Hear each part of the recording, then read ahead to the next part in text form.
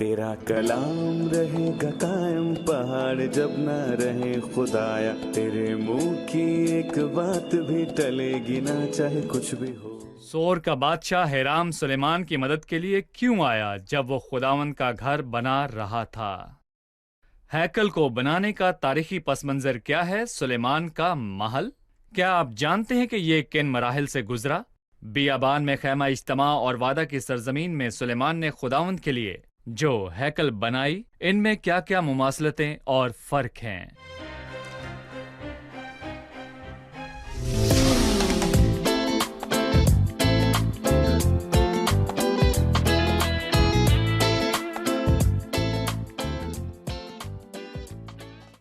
عزیز ناظرین، میں Ayad Zarif آپ سب دیکھنے والوں کو ہمارے روز کے بائبلی مطالعاتی پروگرام کی نئی قسط میں خوش آمدید کہتا ہوں۔ یہ ہر جگہ دیکھے جانے والا ایک خاندانی مسیحی پروگرام ہے جس کے ذریعے ہم بائبل کی تمام کتابوں یعنی پیدائش سے مکاشفہ تک آپ سب کے لیے مطالعہ پیش کر رہے ہیں۔ اپنے مطالعے میں ہم پہلے سلاطین کے 5ویں اور 6 باب پر پہنچ چکے ہیں، اور آج کے پروگرام میں ہم اس ہیکل کے بارے میں بات کریں گے جسے سلیمان نے تعمیر کروایا تھا۔ لیکن پروگرام کے باقاعدہ آغاز سے پہلے میں خدا کے خادمین کو خوش آمدید کروں گا۔ ڈاکٹر احسام خوش آمدید۔ شکریہ بھائی امین خوش آمدید۔ جی بہت خدا آپ شکریہ۔ کو برکت دے۔ شکریہ۔ ساتھ ہی میں اسٹوڈیو میں آئے دیگر مہمانوں کو بھی خوش آمدید کہوں گا۔ بھائی احسام، اس سے پہلے کہ میں 5واں باب شروع کروں، ہمیں 4تھے باب میں سے ایک سوال موصول ہوا ہے۔ 4تھا باب اور اس کی 26ویں آیت میں لکھا ہے، اور سلیمان کے ہاں اس کے رتھوں کے لیے 40,000 تھان اور 12,000 سوار تھے۔ لیکن دوسری تواریخ 9ویں باب کی 25ویں آیت میں لکھا ہے، اور سلیمان کے پاس گھوڑوں اور رتھوں کے لیے 4,000 تھان اور 12,000 سوار تھے۔ میں آپ سے صرف یہ پوچھنا چاہتا ہوں کہ 40,000 تھان تھے یا 4,000 تھان تھے؟ در حقیقت اس پر 2 رائے ہیں۔ پہلی رائے یہ ہے کہ سلیمان کی سلطنت کے شروع میں تھان کی تعداد 4,000 تھی، لیکن اس نے 40 سال حکومت کی اور اس دوران اس کی دولت بہت زیادہ بڑھ گئی اور یہ 40,000 تھان تک پہنچ گئی، یعنی 4,000 تھان سے بڑھ کر 40,000 تھان ہو گئی۔ یہ پہلی رائے ہے۔ دوسری رائے یہ ہے کہ شاید تھان ایک گھوڑے کی خوراک کے لیے نہیں تھے بلکہ 10 گھوڑوں کے لیے تھے، لہٰذا اگر ایک ہی وقت میں ایک تھان 10 گھوڑوں کو خوراک فراہم کر سکتا ہے اور کلام خدا میں کسی بھی قسم کا تضاد ہونا ممکن نہیں۔ صحیح۔ 5ویں باب کا آغاز اس گفتگو سے ہوتا ہے، اور سور کے بادشاہ ہیرام نے اپنے خادموں کو سلیمان کے پاس بھیجا، کیونکہ جب اس نے سنا کہ داؤد اپنے باپ کی جگہ مسح کر کے بادشاہ بنا ہے تو اس نے انہیں مبارکباد دینے کے لیے بھیجا۔ لیکن اس کے بعد سلیمان نے خداوند کے لیے گھر بنانے کا اظہار کیا۔ بے شک ہیرام نے مثبت جواب دیا اور وہ سلیمان کی مدد کرنے لگا۔ میں چاہتا ہوں کہ آپ اس پر تبصرہ کریں کہ ہیرام نے سلیمان کو جواب کیوں دیا اور اس نے یہ کرنے میں اس کی کیسے حوصلہ افزائی کی۔ دراصل سور کے بادشاہ حرام کی سلیمان کو اچھا جواب دینے کی ایک سادہ سی وجہ یہ تھی جس کا ذکر آیت نمبر 1 میں کیا گیا ہے، کیونکہ حرام ہمیشہ داؤد کا دوست رہا تھا۔ ان کے درمیان اچھے تعلقات تھے اور وہ اس سے محبت کرتا تھا اور بہت خوش تھا کہ خدا نے داؤد کو بیٹا دیا جس کا نام سلیمان تھا تاکہ وہ خدا کے تمام لوگوں پر حکومت کرے۔ لہٰذا اس نے اسے سور سے دیودار کی لکڑی دی اور اسی وقت سلیمان نے سور کے بادشاہ حرام کو خوراک مہیا کی تھی۔ صحیح۔ ڈاکٹر احسام، کیونکہ یہ باب اور اس سے اگلا باب ہمیں ہیکل کی تعمیر کے بارے میں بتاتا ہے، لہٰذا میں چاہتا ہوں کہ آپ ہمیں ہیکل کے تاریخی پس منظر کے بارے میں بتائیں۔ ہیکل کی تعمیر کا تاریخی پس منظر مختلف تہذیبوں میں تعمیر کے پس منظر سے الگ نہیں ہے۔ قدیم زمانے سے انسان فن تعمیر سے جڑا ہوا ہے، یہاں تک کہ پیدائش کے 4تھے باب میں لکھا ہے قائن نے ایک شہر تعمیر کیا۔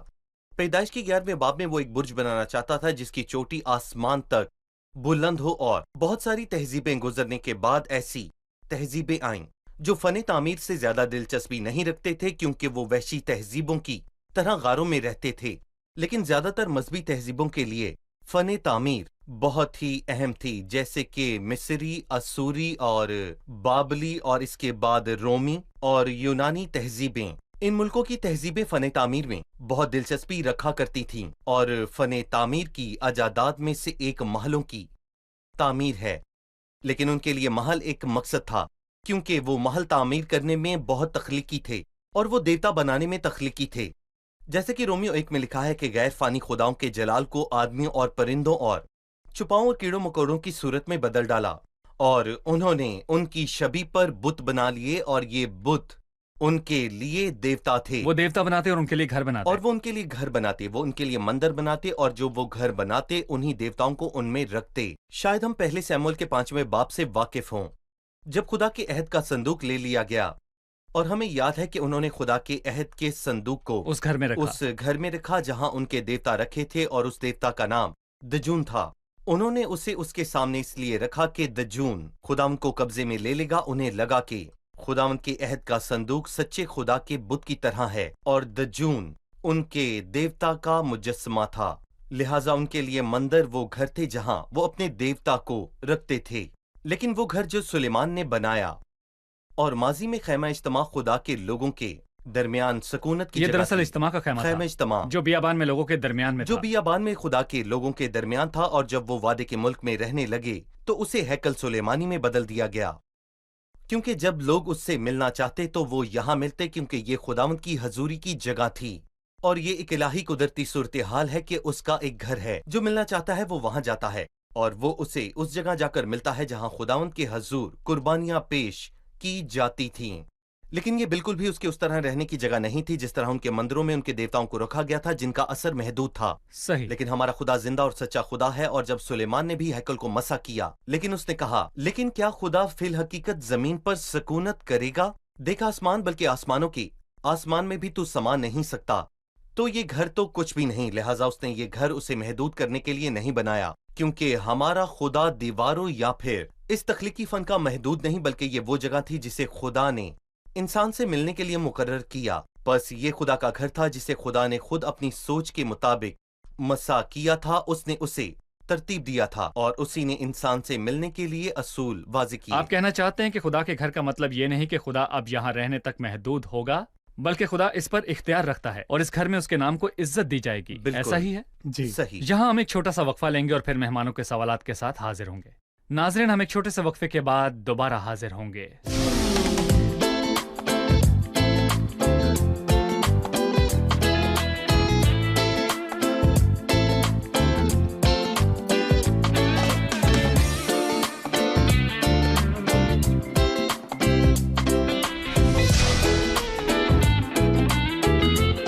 خوش آمدید ناظرین، خداوند کی مرضی سے ہم ابھی پہلے سلاطین کے 5ویں اور 6 باب کا مطالعہ کر رہے ہیں، اور اب ہم مہمانوں سے سوال چاہیں گے۔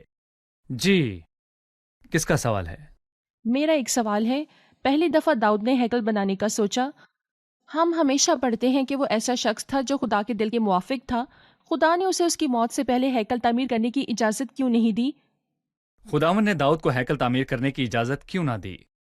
در حقیقت خدا نے داؤد کو ہیکل بنانے کی اجازت اس لیے نہیں دی کیونکہ وہ ایک جنگجو مرد ہے جس نے بہت سی جنگیں کی، اور اس نے اپنے دشمنوں کو اپنے پاؤں تلے زیر کر دیا۔ داؤد نے جنگوں میں بہت خون بہایا، پس خداوند نے اس کو ہیکل بنانے کی اجازت نہیں دی۔ لیکن داؤد نے کچھ تو کیا، اس نے ہیکل کے لیے خام مال اکٹھا کیا، اور خداوند نے اسے ہیکل کا نقشہ دیا۔ یہ ہم پہلے تواریخ کی اس کے 28ویں باب میں پڑھتے ہیں۔ اور داؤد نے اسرائیل کے سب امورا کو جو قبیلوں کے سردار تھے اور ان فرقوں کے سرداروں کو جو باری باری بادشاہ کی خدمت کرتے تھے، اور ہزاروں کے سردار اور سینکڑوں کے سرداروں اور بادشاہ کے اور اس کے بیٹوں کے سب مال اور مویشی کے سرداروں اور خواجہ سراؤں اور بہادروں، بلکہ سب زبردست سورماؤں کو یروشلم میں اکٹھا کیا۔ تب داؤد بادشاہ اپنے پاؤں پر اٹھ کر کھڑا ہوا اور کہنے لگا، اے میرے بھائیو اور میرے لوگوں، میری سنو۔ میرے دل میں تو تھا کہ خداوند کے عہد کے صندوق کے لیے آرام گاہ اور اپنے خدا کے لیے پاؤں کی کرسی بناؤں، اور میں نے اس کے بنانے کی تیاری بھی کی۔ پس داؤد نے سونا، چاندی، کانسی اور بہت سی چیزیں تیار کی، اور پھر اس نے اسے بتایا کہ خدا نے اسے یہودا کے لیے منتخب کیا ہے۔ صحیح۔ ڈاکٹر احسان، 6 باب میں سلیمان ہیکل کی تعمیر کر رہا تھا۔ آپ نے بیان کیا کہ بیابان میں خیمہ اجتماع بھی خدا کے رہنے کی جگہ تھی۔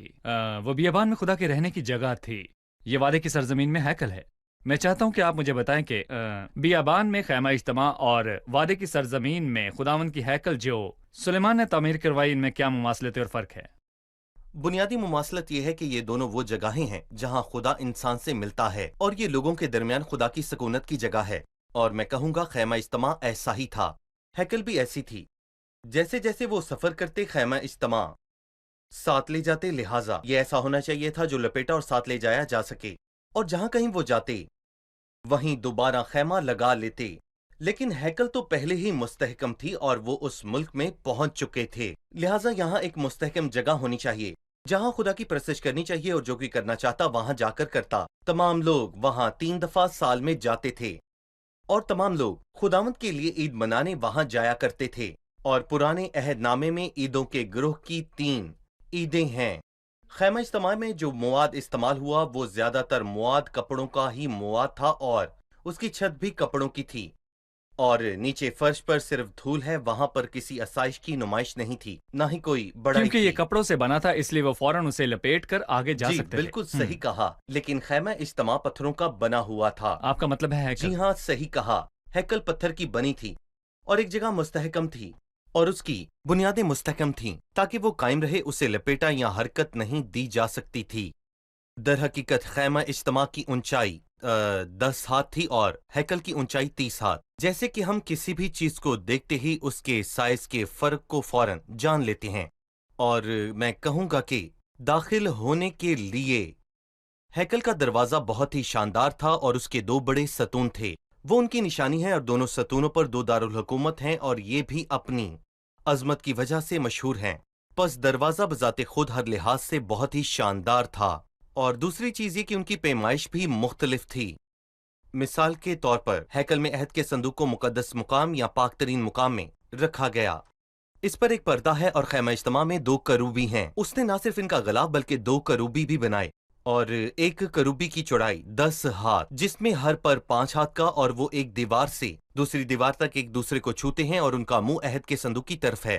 اس نے ایک دروازہ بنایا بجائے پردے کے، اس نے ایک دروازہ بنایا، اس نے پردے کی بجائے وہاں جو ایک ایک دروازہ پردے کی بنایا۔ مانند جی تھا۔ ہاں، اور دوسری چیز، اور یہاں میں آپ کو ایک چیز بتانا چاہوں گا، مثال کے طور پر باہر پاک مقام میں صرف ایک چیز چراغ دان رکھا تھا۔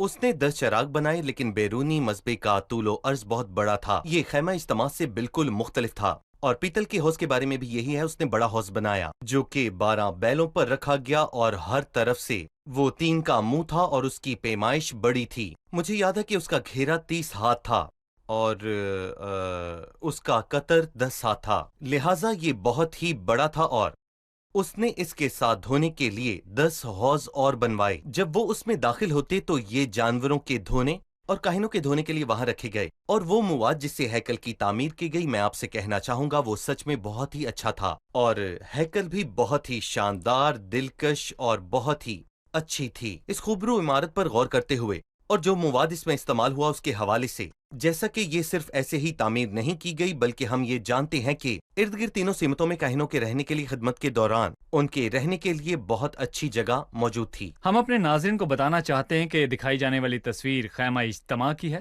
جس میں اس کے تمام حصے شامل ہیں، اور اس کے ساتھ ایک تصویر ہیکل کی ہے تاکہ ہم موازنہ کر سکیں۔ بھائی امین، اگر ہم جانتے ہیں کہ سلیمان کی ہیکل پہلے نہیں تھی کیونکہ اس سے پہلے خیمہ اجتماع تھا، اور یہ آخر بھی نہیں تھی کیونکہ اس کے بعد زربابل کی ہیکل تھی، اور پھر ہیرودیس نے بنوائی، لہٰذا آپ مجھے ہیکل کے مراحل کے بارے میں کچھ بتائیں۔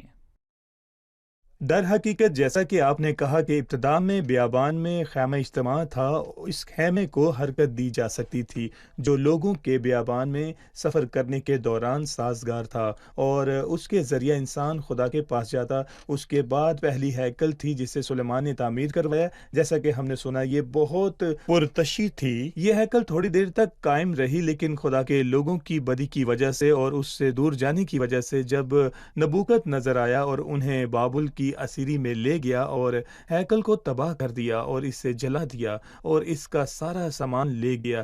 یہ وہ پہلی ہیکل تھی جسے سلیمان نے بنوایا تھا۔ جلا وطنی میں 70 سال رہنے کے بعد وہ اسیری سے واپس آئے، اور پھر خدا نے زربابل کو دوسری ہیکل بنانے کے لیے استعمال کیا جو سلیمان کی بنائی جانے والی پہلی ہیکل کی شان و شوکت میں کم تھی، اور یہ وہ ہیکل تھی جو خداوند یسوع مسیح کے زمانہ تک قائم رہی جب وہ اس زمین پر تھا۔ جہاں خداوند یسوع मसीह के आने तक इबादत की जाती और कुर्बानियां दी जाती थी। ये दुरुस्त है कि हेरोदिस ने हैकल की तर्जीनो आराइश करवाई जिस पर 46 साल लगे, लेकिन ये दूसरी हैकल जिसे ज़रुब्बाबेल ने बनवाया और हेरोदिस ने इसकी तजदीद करवाई इसलिए कि इजराइल के बेटों ने बदी की और मसीह को रद्द किया और कहा हम नहीं चाहते कि ये हम पर बादशाही करे। बस 70 ईस्वी में रूमी शहंशाह तीतस आया और यरूशलेम का मुहासरा किया और नौजवानों को कत्ल किया और दूसरी हैकल को जला दिया। लेकिन मैं कहता हूँ कि जब मसीह यहाँ जमीन पर था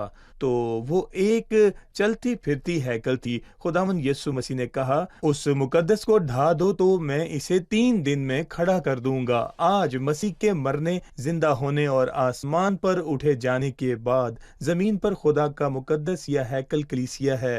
जैसे मतलब कलीसिया का आसमान पर उठाया जाना मसीह का आना और ईमानदारों को साथ ले जाना है। कलीसिया की नुमाइंदगी कौन करता है? दुरुस्त। जब खुदावन ईमानदारों को बाप के घर में ले जाएगा तो फिर उसमें खुदा के लोग जमा होंगे और उस जगह की हैकल बनेगी और परस्तिश की जाएगी जब तक कि उजाड़ने वाली मकरूह चीजें नहीं आती जिसके बारे में दानियल ने पेशगोई की। और फिर खुदावन यीशु मसीह ने मत्ती 24वें बाब में इस तरफ इशारा किया और फिर खुदावंद यीशु जलाल और कुदरत में जाहिर होगा और जमीन की तमाम हुकूमतों और दुश्मनों को तबाह करेगा और फिर 1000 साला मुकद्दस का आगाज होगा जिसका जिक्र हिजकियल 47 और 48 में बयान किया गया है। खुदा आपको बरकत दे। मतलब ये एक मुकम्मल और मुनासिब मालूमात है। अभी वक्त है कि हम एक छोटा सा वक्फा लें।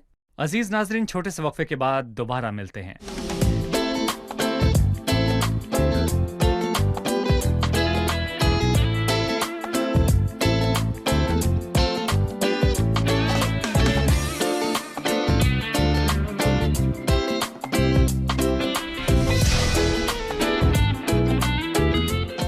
खुशामदीद। आइए अब चलते हैं अपने मेहमानों की तरफ और उनसे सवाल पूछते हैं। किसका सवाल है?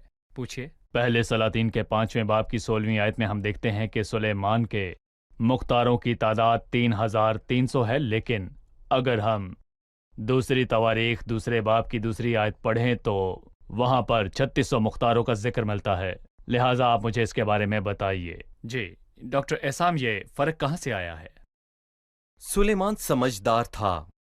वो उन लोगों को लेता है जो तैयार बैठे हैं। तो शायद 3300 की तादाद निगरानी के लिए काम कर रही थी और 300 की सूरत हाल से निपटने के लिए तैयार बैठी थी। लेकिन हमारे पास ऐसे शवाहिद हैं जो कहते हैं कि आखिर में तादाद बराबर है। मिसाल के तौर पर अगर हम इसमें और शामिल करें तो नाम नेहाद सरबराहों के लिए एक और नंबर है और इसके बारे में हम पहले सलातीन में पढ़ते हैं। मसलन पहले सलातीन के 9वें बाब की 23वीं आयत में ये लिखा है कि और वो खास मनसबदार जो सुलेमान के काम पर मुकर्रर थे 550 थे और ये उन लोगों पर जो काम बना रहे थे सरदार थे। और अगर हम 3300 में 550 जमा करें तो ये 3850 बनते हैं। ये कुल तादाद बनती है। मतलब यहाँ वो मनसबदारों में तैयार बैठे लोगों को भी जमा करते हैं।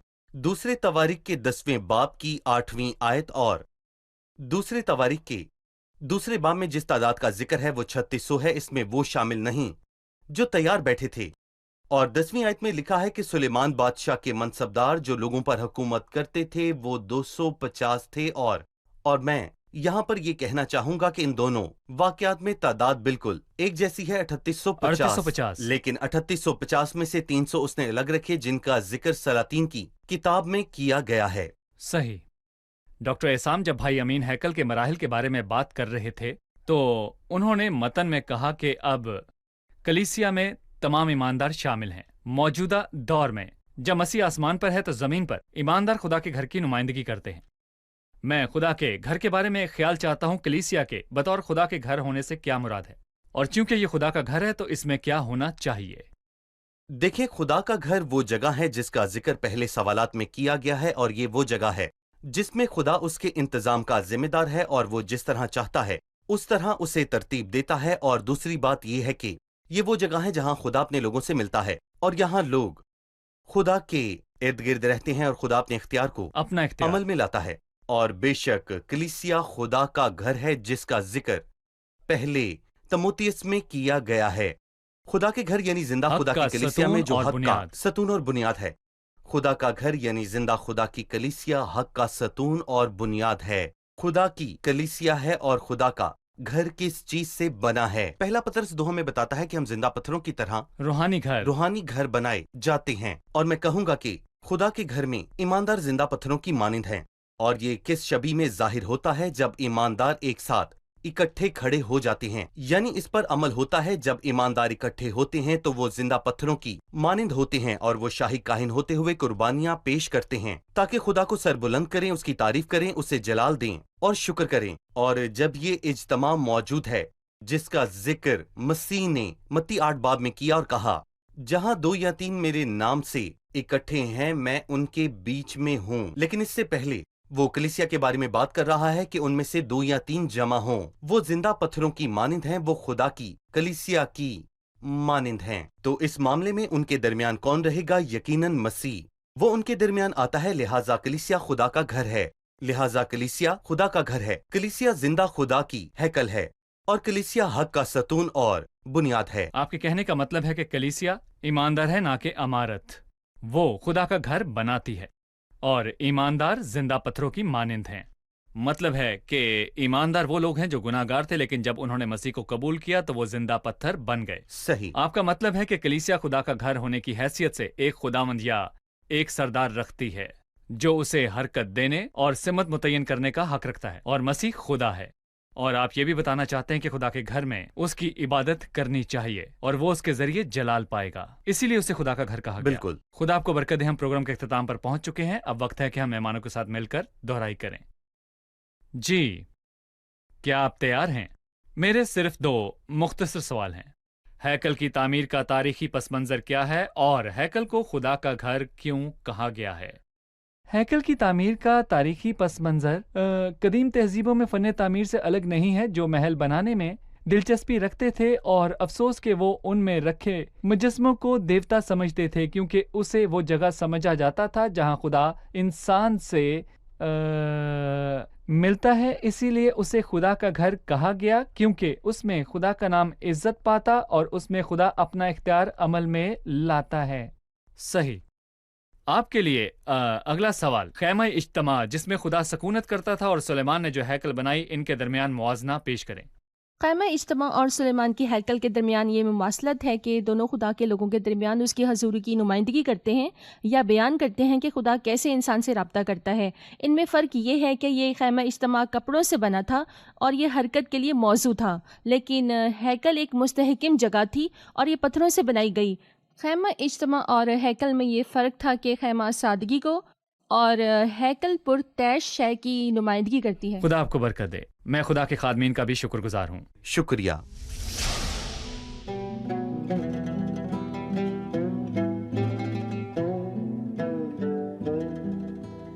يا محبا مات عن جنس البشر امحو إثمي أنت أولى من غفر كن معينا فأنا ممن عثر بالخطايا يا حبيبي يا يسوع بالخطايا يا حبيبي يا يسوع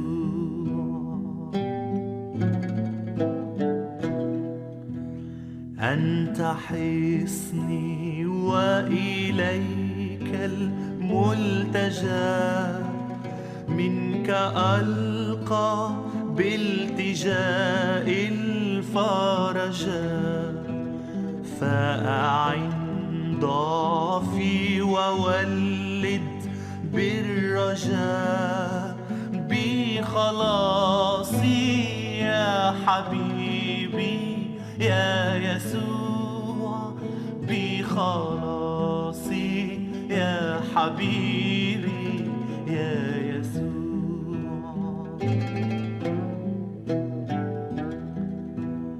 أنت تدعو الخاطي الغر الأثيم لينال الخلد في دار النعيم وأنا مهما يكن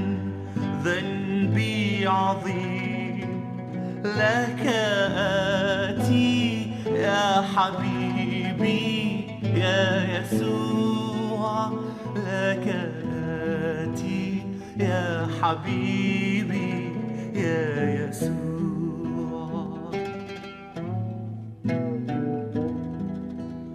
أنت من تحيي رجاء في القلوب مانحا عفوا إذا كانت تتوب أنت غفار الخطايا والذنوب فامحو إثمي يا حبيبي يا يسوع فامحو إثمي يا حبيبي يا يسوع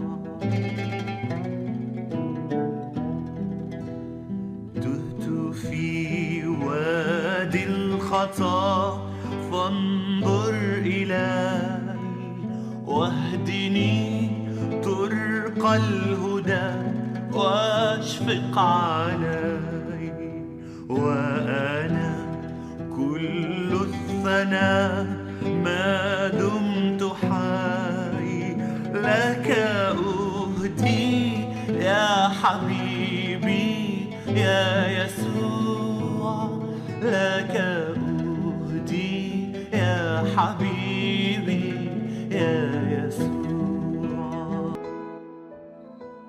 तेरा कलाम रहेगा कायम पहाड़ जब ना रहे खुदाया तेरे मुंह की एक बात भी टलेगी ना चाहे कुछ भी हो